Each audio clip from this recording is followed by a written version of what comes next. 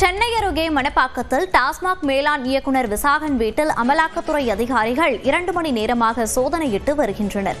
கூடுதல் தகவல்களை நமது செய்தியாளர் தமிழரசி வழங்க கேட்கலாம். தமிழரசி, இந்த சோதனை பற்றிய விவரங்களை பதிவு பண்ணலாம்.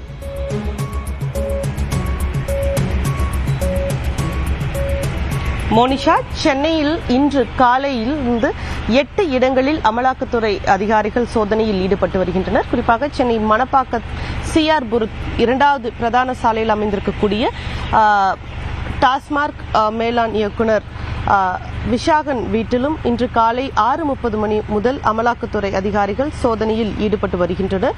குறிப்பாக சென்னையில் இன்று காலை முதலே பெசன்ட் நகர், அண்ணா சாலை, தேனாம்பேட்டை, டி நகர், சூளைமேடு, மணப்பாக்கம் உள்ளிட்ட பல்வேறு இடங்களிலும் இந்த சோதனையானது நடைபெற்று வருகிறது.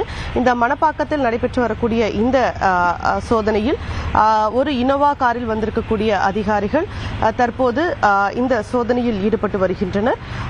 டாஸ்மாக் மேலாண் இயக்குநர் விசாகன் வீட்டில் மத்திய ரிசர்வ் படை பாதுகாப்புடன் அமலாக்கத்துறை அதிகாரிகள் இன்று காலை முதல் இந்த சோதனையில் ஈடுபட்டு வருகின்றனர். அதேபோல சென்னை சூளைமேடு பகுதியில் இருக்கக்கூடிய கல்யாணபுரத்தில் உள்ள SNJ மதுபான நிறுவன அலுவலகத்திலும் சோதனை நடத்தப்பட்டு வருகிறது.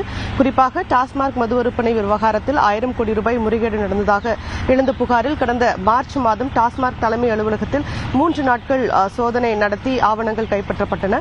இந்த நிலையில் தற்போது டாஸ்மாக் நிர்வாக இயக்குநர் வீட்டிலும் தற்போது இன்று காலை முதல் சோதனை நடந்து வருகிறது. மோனிஷா, விவரங்களை வழங்கியமைக்கு நன்றி தமிழரசி.